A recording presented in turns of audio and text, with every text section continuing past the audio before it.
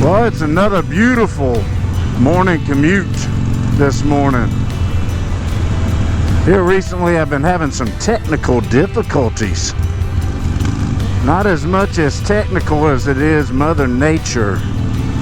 For the last, I guess, 4 or 5 commutes that I have done and videoed, I have had a bug that has hit my camera every single time.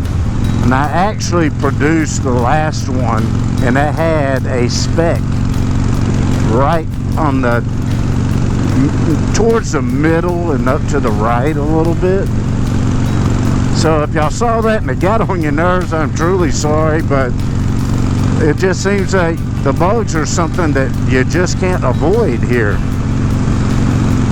They're little tiny bugs at that. Well, if you like this video, give it a thumbs up. If you want to see more videos like it, make sure you hit that subscribe button. Cue the intro.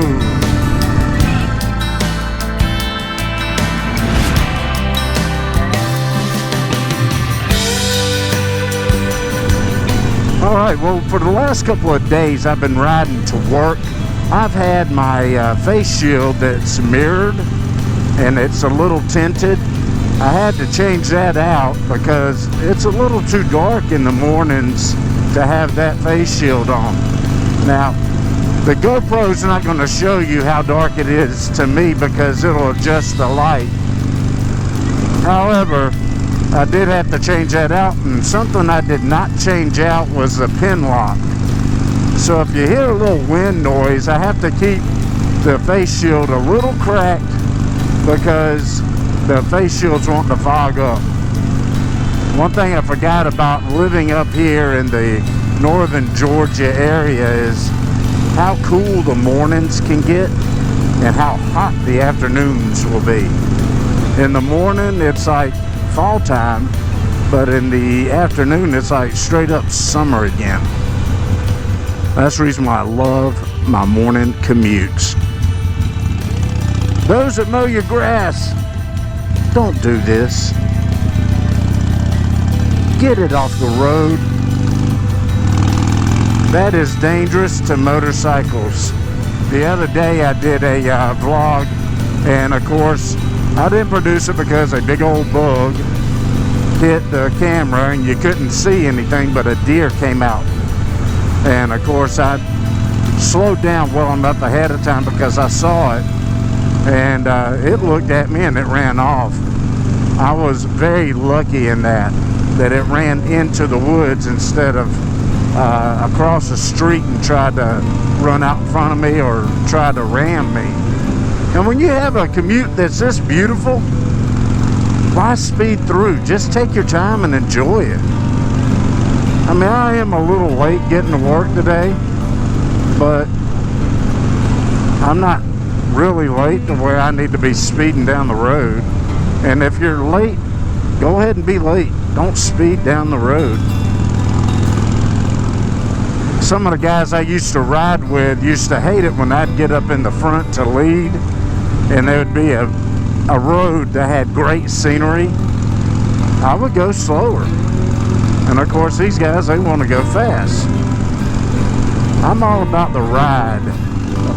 I'm about to hit an area just beyond the church up here, and every morning there is a white dog that tries to come out and attack me, and he doesn't do it to me when I'm in my truck, so I know what it is. He sees the silhouette of the motorcycle and thinks it's another animal and it's trying to protect his area.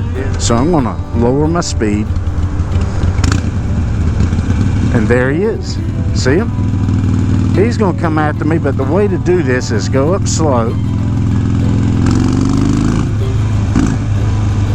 and then adjust your speed. The last time he came out, he tried to chase me and ran out in front of an SUV. SUVs, that brings me to a vlog I want to do. What does SUV stand for? Sport Utility Vehicle. but we are no longer using these as SUVs. All they are is a modern day soccer mom minivan. They have become so luxurious that you don't want to take them out into the woods. You don't want to do utilitarian things in them.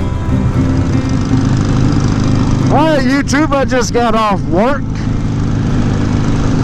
And on my ride home, I'm going to discuss the current state of SUVs. And SUV stands for Sport Utility Vehicle. There is nothing sporty, utilitarian, and the only thing that's accurate about the acronym SUV is it is a vehicle. Sport utility vehicles were intended to be on and off-road use.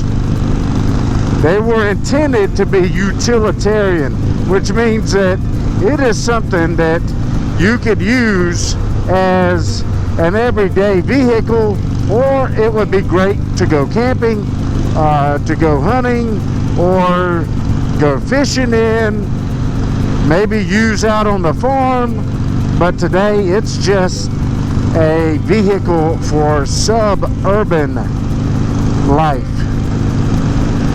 So really and truly, the SUV is really a suburban vehicle. That's all it is. Most of them, I wouldn't dare even take them off-road anywhere. There's very few SUVs out there that I would say are worthy of being off-road vehicles. Back in the day, there was the Bronco, there was the Blazer, there was the Ram Charger, Jeep, you have the Cherokee, the Grand Cherokee, the Wagoneer. All of these vehicles were very well known as sport utility vehicles. They were very much an on and off-road vehicle. We are now in a day and age where the soccer moms don't want to ride around in those minivans because a minivan is not cool. So they want to be the cool mom. They're going to go out there and get themselves an SUV. And in this SUV, it's going to have leather seats. Now, if you get leather wet, eventually there's something that's going to happen to it. Now, leather is a lot better than cloth, but I will go ahead and tell you, if it's not vinyl, then, you know, you're probably going to ruin the leather. And this is finer leather at that. So these new SUVs have this really nice leather interior. It probably has some type of entertainment system for the children in the back. If it doesn't have at least one TV screen that pulls down, it's probably got 4 in there for every headrest. Also, the seats in the current SUVs aren't just covered with leather. They are electronic. They have a memory as to who is in that seat. And you can hit a single button and get the seat adjusted to exactly who is in it. There's also heated seats. These are all things that can break very easily. I had a Yukon with all this nice stuff in it, and I would crank it up, and for some reason the heated seats would come on right in the middle of summer. Now, I'm not the kind of person that likes heated seats at all. I would get in, I would have to turn it off, and then within maybe just seconds later, the heated seats would come back on again. That is when I decided that these are no longer SUVs. These are suburban vehicles, not sport utility vehicles. There's absolutely nothing utilitarian about it. And the reason why I say that is nobody ever had heated seats in their vehicle. Nobody. You don't need them. Another thing that all SUVs now have, and I can't find a single SUV that does not have this in it, and that is this thing to the right where the stereo system used to be. The entire center console is nothing but an infotainment system. Talking about something that distracts driving. An infotainment system is the worst distraction. Another thing about these new SUVs, these suburban vehicles, the suspension in them is geared towards riding long distances on a road. Not a single one of them has a suspension that is really designed for off-road. So I want my SUVs back. I want the Wranglers. I want the Renegades. I want the Wagoneers, the old Blazers, the Ford Bronco, the Ram Charger. I want these things back. I want them back the way they were. Get rid of all the little push button and touch screen things. Put that stick shift right back in the center. Have a full bench seat in the front. No split seats. None of this 40-20-40. No bucket seats. A good old-fashioned bench seat with vinyl covering.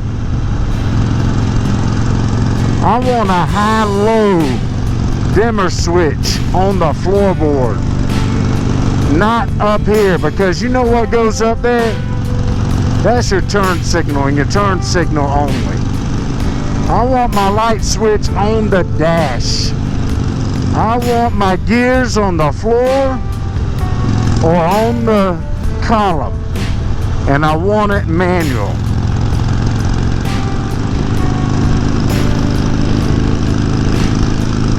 Alright, if you like this video, give it a big thumbs up. If you want to see more videos like it, make sure you hit that subscribe button, hit that bell to get notified when new videos come your way. Until next time, y'all ride safe and always get back home.